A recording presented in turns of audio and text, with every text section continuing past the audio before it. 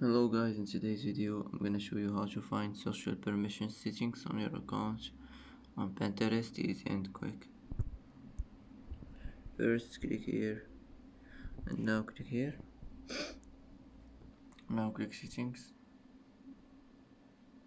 and now click social permissions, and here as you see you will find you can manage it. You can manage your social permission settings, and that's it for today. And that's it for today's video. If you like this video, don't forget to like and don't forget to subscribe. I hope this video is helpful for you, and thanks for watching till the end, and see you in the next video.